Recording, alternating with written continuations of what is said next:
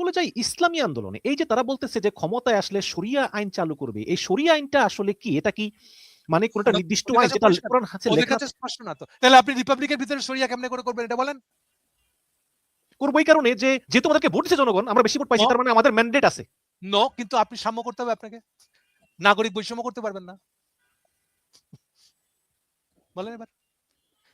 আপনি নারী পুরুষের যে বৈষম্য করতেছে এটাও তো করতে পারবেন না। আমি আবার সাবধান করে দিচ্ছি।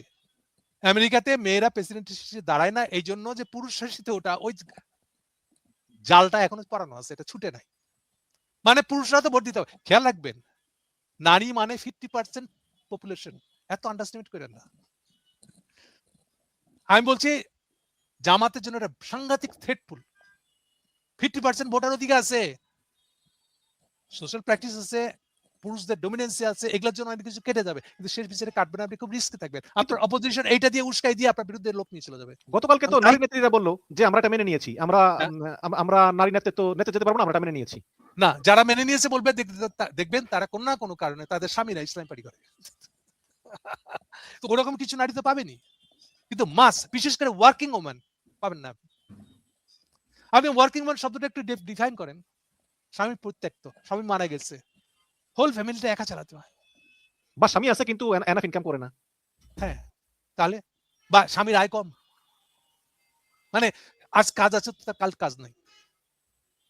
দেখেন ওই মহিলারা কিন্তু স্বামী ছেড়ে যায় না, দুটা বাসায় আরো বেশি করে কাজ করে করে কোনো মতো কষ্ট করে চালায়, কারণ ওর জন্য স্বামী ছেড়ে যাওয়াটা এখনকার যে অবস্থা তার থেকে খারাপ, সেই জন্য সে যায় না।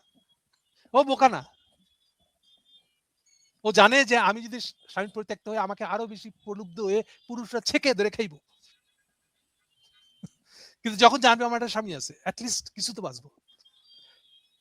সবচেয়ে বুদ্ধিমান মহিলারা হলো আমাদের দাদি নারীরা যারা ছিল, আমরা ওদের আন্ডারস্ট্যান্ড করি, ভাবি যে ওরা নারীবাদ বোঝে না।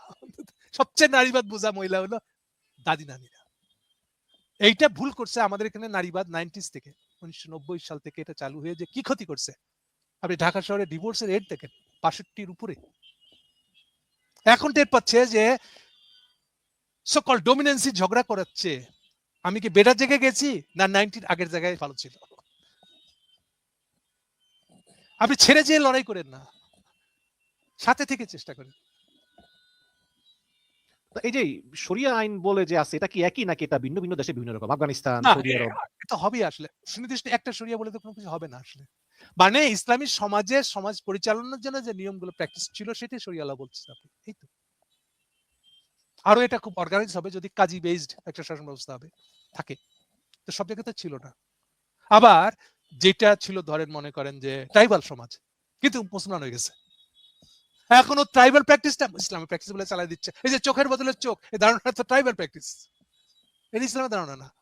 কিন্তু যেহেতু ওই ট্রাইবটা মুসলমান হয়ে গেছে, এখন আপনি বলছেন রেফারেন্স হিসেবে এই যে ওরা মুসলমান না, ওরা তো চোখের বদলে চোখ, তো ওইটাই ঠিক আছে, এরকম সমস্যা হয়েছে। তাহলে তার মানে হচ্ছে যে আমি ইসলামী দল, হ্যাঁ, আমার নিজস্ব আপনি বারে বারে ইসলামী দল বলে ছেড়ে দিচ্ছেন। ইসলামী দল বলে সুনির্দিষ্ট কি মিন করছেন ওইটা পরিষ্কার না করলে ইসলামী দল বলে কোনো না, আমি ইসলামী দল, আমি কোরআন হাদিস সুন্নাহর আলোকে দেশ পরিচালনা করব, কিন্তু আবার আমি সবগুলো ইসলামী দলই তো বলে আমরা কোরআন হাদিস সুন্নাহর ভিত্তিতে করতেছি, তাহলে ফারাক কেন? তাইলে আবার বাংলাদেশে রাজনৈতিক দল হিসাবে নিবন্ধন পেতে হলে বাংলাদেশের প্রচলিত সংবিধানের উপর আপনার বিশ্বাস আনতে হয়, তাই তো? দুটো তো সাংঘর্ষিক। তাহলে নিছেন কেন আপনি সাংঘর্ষিক হলে? তা আপনি আমার নিবন্ধন দিচ্ছেন কেন? আপনি তো জানেন আমার আমার আমার চিন্তা ভাবনা এরকম। যেহেতু আপনি বলছেন যে আপনি এখানে যা ল আছে এগুলো মানবেন, তো তখন যদি আমি না দেই তখন তো আপনি কোর্টে মামলা দিবেন আমাকে, এবং আমি তো হেরে যাব, মানে ইলেকশন কমিশন হেরে যাবে তো আসলে। কারণ ওই দল বলবে আমি আপনার যা ল, আপনার যে কনস্টিটিউশন সবই তো মানছি। এই জন্য এই হাত পাকার পক্ষে আমি একবার একটা আর্গু করছিলাম 18-19 সালেকার ডাকসু ইলেকশনের সময়। এই সিপিবিরা আওয়াজ তুলছে হাত পাখাকে ইলেকশনে দাঁড়াতে দিবে না, আমি একটা স্ট্রং আর্টিকেল লিখলাম, দিবেন না মানে বাংলাদেশের যে কোনো লোক বলে যে আমি কনস্টিটিউশন মানি, তাকে যে কোনো রাজনীতি কাজ করতে দিতে হবে আপনার। আচ্ছা, আপনি আরো করছেন আমি কনস্টিটিউশন মানি, কিন্তু ক্ষমতা আসলে আমি শরিয়া আইন চালু করব, এইটা ক্ষমতা আসলে যখন করব তখন, যতক্ষণ না করছি ততক্ষণ তো আপনি আগাম আমাকে সন্দেহ বসে কিছু করতে পারেন না। আমি তো বলতেছি আমি আসলে করব, আমি তো বলতে এই পারি বিচারটা এবার পাবলিক কাছে ছেড়ে দেওয়া ছাড়া আপনার উপায় নেই। আর এই যে এই ধরনের সংঘাতগুলো তৈরি হবে যখন ইলেকশনের সময়, দেখেন এখন বিএনপির সাথে ঝগড়া লাগছে জামাত ইসলামে, ওর উইক পয়েন্টটা নিয়ে বেশি খোঁচা দিবে, তাহলে আপনি জামাত ইসলামী উইক পয়েন্টটা রাখছিলেন কেন? তো আপনি রাখলে তো আপনার প্রতিদ্বন্দ্বী, যেই সময় জামাতের জিতার সম্ভাবনা চচ্চর করে বাড়তেছে, সেই সময় বিএনপি কোনো কিছু হাতায় না পেয়ে এইটা সামনে নিয়ে আসছে। এবং ওই টুইটার অ্যাকাউন্টের হ্যাকটাই একদম পুরো মার্কেট না না, করতেছে। টুইটার অ্যাকাউন্ট নিয়ে আমার একটা বক্তব্য আছে খুব সোজা। কিরকম? আমি ধরেন টুইটারটা হ্যাক হয়েছে কি না হয়েছে কিছু এসে যায় না। আমি শফিক রহমান, আমি যা বলছি, ধরেন আমি ওখানে বললাম যে যা লিখছি এটা ভুলে লিখে আলেছি, এখন আমি যা বলছি এটাই আমার পজিশন। ওকে, হুম। এটা তো মারামারি কিছু নাই, আমি তো মারা যাই নাই, লিখে তুই মারা গেছি, ফলে এখন কি বলছি জানে না, ব্যাপারটা এরকম না। আপনি যদি আল জাজিরার সাক্ষাৎকারটা দেখেন, ওখানে তো পরিষ্কার করেই বলতেছেন এই কথা যে ওনার দলের নারী নেতৃত্বে আসতে পারবে না। এটা কি যথেষ্ট না? আপনি এখন আজাইরা এটা হ্যাক হয়েছে হয় নাই এইসব তর্ক করতেছেন ফালতু। ভাই একটা জ্যান্ত লোক মুখে বলতেছে এটা আমার পজিশন, আপনি বড়জোর বলতে পারেন এই পজিশনটা আপনার ঠিক থাকে জানো, আবার আপনি এত কোনো মাথা দিব্যি দিতে পারেন না আপনার পজিশন চেঞ্জ হতে পারবে না। বড়জোর বলতে পারেন ভাই চেঞ্জ করলে কিন্তু ঘটা করে মানুষজনকে জ্বালাই দিয়ে বলবেন হ্যাঁ বলবে হ্যাঁ বলবো, কিন্তু একটা লোক জ্যান্ত লোক বলতেছে যে আমি এটা বলি নাই, তারপরে কিন্তু মানতে হবে। আর কিন্তু যেহেতু বিএনপি আল তো এটা জাজিরার সাক্ষাৎকারে উনি বলছেন তো এটা, কেউ কিন্তু আল জাজিরার সাক্ষাৎকার নিয়ে রেফারেন্স দিচ্ছে না, মিথ্যা বললে কেন? আজকেও তারেক যে অভিযোগটা দিচ্ছে মিথ্যা বলছে ওরা, এই যে কোশ্চেনটা তো মিথ্যা সত্য না তো বাবা, উনি বলতেছেন যেটা মুখের যেটা বলতেছে ওটা তো দেখলেই তো হয়। ক্লিয়ার? হ্যাঁ, আর ভোটের একদম যুদ্ধে ক্লিয়ার। এরকম একজন আরেকজনের ল্যাং মারবেই তো, আপনার উইক পয়েন্টটা বেড়ে নিচে আসবে, এবং তারেকরা ঠিক তাই করছে। এবং আপনি জামাত ইসলামের যে প্রবলেম পড়বেন এটা তো আপনি আগেই জানতেন, আপনি তালি দিয়ে কয়দিন চলবেন তালি টুকটু মেয়েরা। জামাত ইসলামের যেই টপ নেতৃত্ব, আমি যেটাকে বুঝি ডক্টর শফিকুর রহমান এবং আব্দুল্লাহ মাহমুদ তাহের, আপনি কি এদের সঙ্গে সেকেন্ড লেয়ারের যে নেতৃত্ব মুজিবুর রহমান সহ আরো যারা যারা আছে তাদের সঙ্গে একটা অমিল খুঁজে পান? আপনি ঠিকই দেখেন যে জামাতের আমির নারীদের অধিকারের কথা বলতেছেন, প্রগতিশীলতার কথা বলতেছেন, বলতেছেন ক্ষমতা আসলে কোনো আইন পাল্টাবেন না, আগের আইনই চলবে। বাট আমি একজনকে বলতে শুনি ঢাকা শহরের আগে বেশ্যাবৃত্তি চলতো, আরেকজন বলতেছেন যে বিধর্মীদেরকে সংসদে যেতে দেব না, এরকম বিভিন্ন কথাবার্তা শুনি। এখন হয়তো নির্বাচন চুপচাপ আছে, আপনার কি মনে হয় যে যদি যদি কোনো কারণে জামাত ইসলাম ক্ষমতায় না যায়, তাহলে এই নির্বাচন পরবর্তী সময়ে এই সেকুলার জামায়াত এবং ইসলামপন্থী জামাতের ভিতরে দ্বন্দ্ব হয়ে আসলে দলটা দুইটা ভাগ হয়ে যেতে পারে? পরিষ্কার করে বলে দিই, জামাত ক্ষমতায় যাক সে না যাক, এই ধাক্কাটা দলের ভিতরে একটা ব্যাপক তর্ক বিতর্ক শুরু হবে, খারাপ অর্থে না। সবচেয়ে পজিটিভ হবে আপনি যদি তর্ক বিতর্কের পরে ওরা নিজেদেরকে একটা ভালো বেটার জায়গায় আনতে পারে, এবং তার ভালো সম্ভাবনা আছে। অলরেডি এবি পার্টি একটা শেষ করি, হ্যাঁ কি এবি পার্টি না, ওদের জন্য আইডিয়াল জায়গা হবে যেটা দেখে অনেক কিছু শিখতে পারবে, সেটা হল এরদোয়ানের পার্টি। বুঝেন না আমার কথা? এরদোয়ানের পার্টি যেটা, এইটা কিন্তু ইজিপ্টের ব্রাদারহুডেরই আলোকিত একটা ছা, ও মুসলিম ব্রাদারহুডের। মুসলিম ব্রাদারহুডের। কিন্তু এটা কত কষ্ট করে যে বদল হয়েছে, কয়েকবার যে বদল হয়েছে, এগুলো হিস্ট্রি দেখেন আপনি। ফাইনালি গিয়ে এরদোয়ান থিতু হইতে পারছে। আমি বলছি না এটা কপি করতে হবে, কিন্তু ওদের এক্সপেরিয়েন্সটা ভালো করে দেখা দরকার ছিল। আমি যতটুকু জানি খোদ নিজামী এবং মুজাহিদ 9 সালেও গেছিল এটা ইয়ে করতে, অভিজ্ঞতা নিতে, কিন্তু 10 সালে তো ওদেরকে মামলা দিয়ে দেওয়া হলো, ফলে আর এদিকে কোনো যাওয়াই হলো না।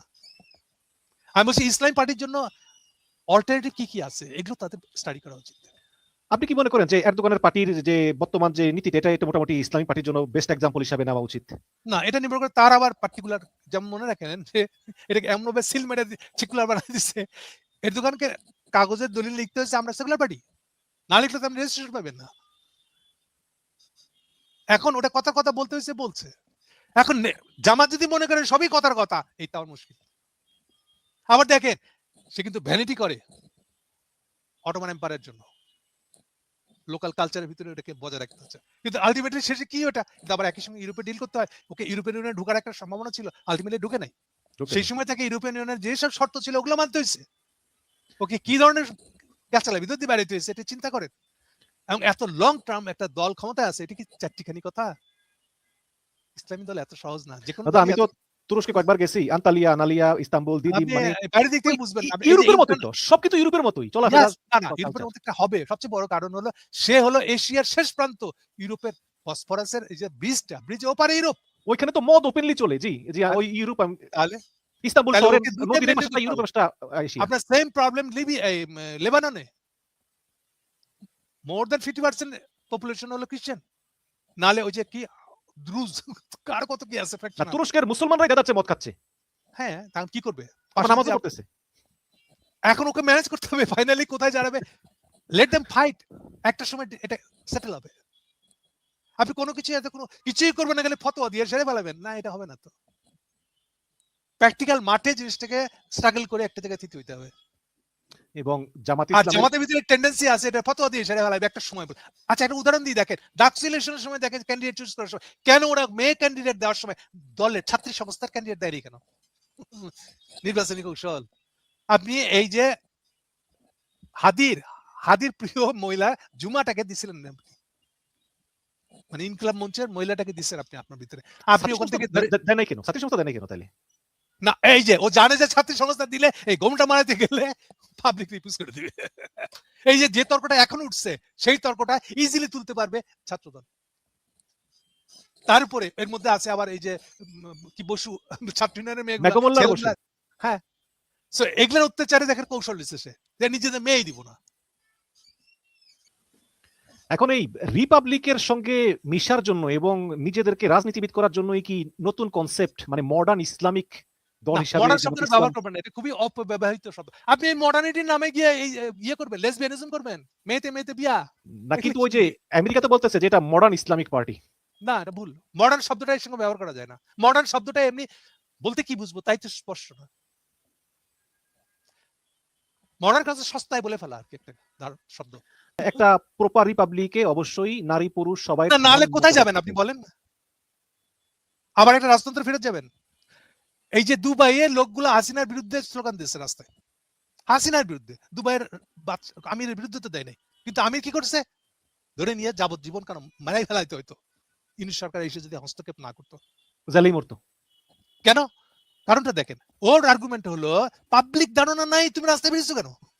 তুমি আমার বিরুদ্ধে স্লোগান তুলতেছো। হ্যাঁ, তোমার এই পাবলিক ধারণা তুমি কই পাইছো? বাংলাদেশে পাইছো দেখি এখানে আসবা, এটা রাজার দেশ, আমিরের দেশ, এটা আমিরাত। আপনারা কেউ বুঝলেন না এটা দিক অর্থ বেরিয়েছে। আপনি এখন আছেন কাল আমার ইসলাম ভালো কিনা, আপনার বোঝাবুঝির সমস্যা তো ওখানে না। দল পাকাইতেছে আমার ইসলামটা ভালো বলে, জিনিসটা এটা না।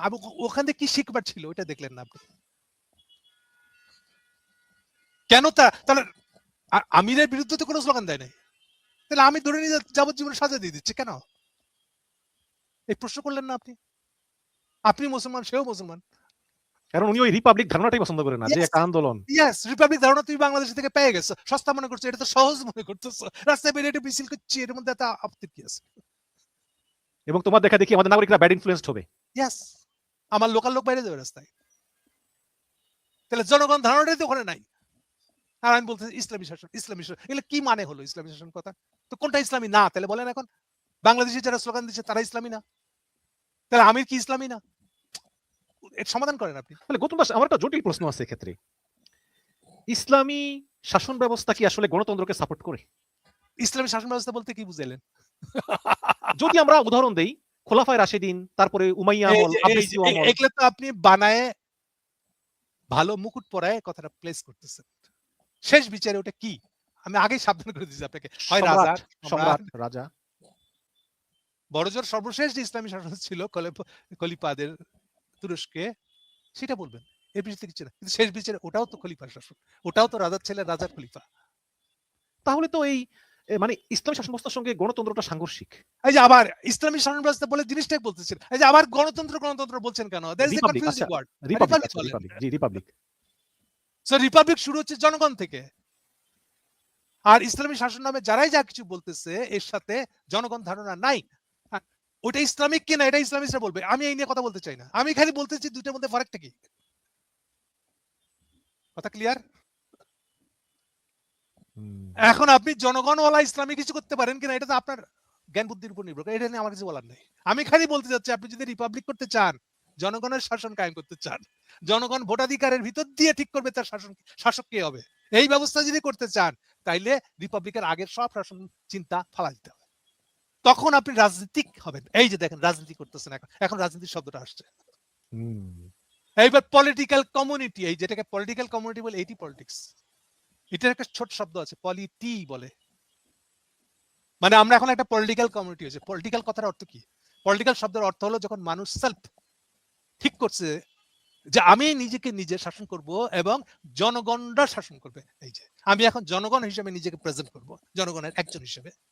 এবার জনগণের একটা মিলিত মতামত, এটাই আমি পলিটিক্যালাইজ হয়ে গেছি। ফলে আমি এবার পাবলিকের পলিটিটা দিয়ে আমি শাসন করব দেশ। এই হলো পলিটিক্স। আমাদের এত কিছু বুঝে পলিটিক্স, আমাদের রাস্তায় স্লোগান দেওয়াটাই পলিটিক্স। দুবাই করতে গেছি, আমরা ধরে জেলে ঢুকে দিচ্ছি। এখন কেন কি হইলো কিছু তো বুঝি নাই। বাধাগুলো কি কি হচ্ছে দেখেন, আমরা যখন ব্রিটিশে চলে গেল তখন যে শিখতে যাব, এর কমিউনিস্ট এসে বলে আরে আসেন কমিউনিজম করলে সব ঠিক হয়ে যাবো। গেল গা, আমি যে একটু শিখবো রিপাবলিকটা কি, আমার শিখতে দিল না। তাহলে আমি আরো কনফিউজ হয়ে গেলাম। এরপরে দেখেন সর্বশেষ জায়গা পিঠে ছুরি মারলো মুসলমানদের। বুশ এসে করলো কি দেখেন, আপনি মুসলমান হলে আপনাকে আমি আটকে রাখবো। আর এটা কি কথা? এটা আমেরিকান কনস্টিটিউশনও নাই। কোন এথনিক পরিচয়ের কারণে কাউকে আপনি উঠে নিয়ে যাবেন, 3 সপ্তাহ আটকে রাখবেন, প্রথম চেক করবেন তোমার মাথায় আল কায়দা ঢুকছে কিনা, আল কায়দা ধারণাটা ঢুকে গেছে কিনা। আরে ভাই কি আজীব কথা, আমার মাথায় ঢুকছে মানে কি চিন্তা? তা আমি কোনো কিছু চিন্তা করলে অপরাধ নাকি? এটা তো আমেরিকান আইনেও অপরাধ না। তাহলে আপনি আমার কেমনে ধরে নিয়ে গেলেন? এবং একটা লোক একটা কিছু বললো না? আমেরিকান এত বড় বড় ডিস্ট্রিক্ট কোর্ট, কোনো একটা কোর্ট এটার পক্ষে কোনো রায় দিল না। তাদের হোমল্যান্ড সিকিউরিটি ডিপার্টমেন্টটাই তো অবৈধ। এই যে একই হোমল্যান্ড সিকিউরিটি দিয়ে এখন আইস চালাচ্ছে, এটা তো অবৈধ। আমেরিকান কনস্টিটিউশন অনুযায়ী অবৈধ। আপনি বৈষম্য করতে পারেন না এথনিক কারণে, কোনো কারণেই পারেন না আপনি। এখানে এথনিক কারণে আপনি মুসলমান। ভাই আমি আমেরিকায় গেছি ভাগ্য অন্বেষণে, আমি টেকনিক্যালি ভালো লোক, একটা সাউন্ড লোক, এই জন্য ভাগ্য অন্বেষণে ভালো চাকরির জন্য আমেরিকায় গেছি। এখন আমি ভাই গেলে কিছু জানি না, আপনি আমাকে ধরে নিয়ে গেলে চেক করতে হবে তোমার মাথায় আল কায়দার চিন্তা ঢুকছে কিনা। কি আশ্চর্য কথা, এটা আপনার দেশের আইনে আপনি পারেন না, আপনি এটা করছেন। এবং সারা দুনিয়া চায় যায় দেখছে, একজনও কিছু বলে নাই। দুনিয়াব্যাপী জঙ্গি উঠে গেছে, এই জন্য সব মুসলমানকে চেক করতে হবে। What is this? এটা আপনার কনস্টিটিউশন লাভ করে না আপনাকে, আপনি তাই করছেন। এবং এটা রুল অফ দ্য ডে হয়েছে। পরিণতি কি হয়েছে? পরিণতি আজকে আমেরিকা কাঁদতেছে, আমার সাম্রাজ্য গেল কই, তো যাবে কোথায়? বুঝো না, নিজের কনস্টিটিউশন নিজে ভায়োলেট করছো, আমরা কি করবো? এবং এতে কি হয়েছে, মুসলমানরা বলছে তাহলে আমরা একটা আলাদা দুনিয়া বানাবো, ওয়েস্টের সাথে মেশা যাবে না। এখান থেকে তো আসছে জিনিসটা, এখান থেকে তো হিজাব আসছে, আমরা আলাদা। এই যে আমরা আলাদা বারে বারে ওর মনে হচ্ছে কেন? বিকজ আপনি মেজর মিস্টেক করছেন, হোল দুনিয়ার মধ্যে একটা বৈষম্য তৈরি করে ফেলেছেন এথনিক কারণে। আর আপনি এখন শুধু খুঁজতেছেন এর ইসলামী হলো কেন। তো এখন আমরা খুঁজবো না?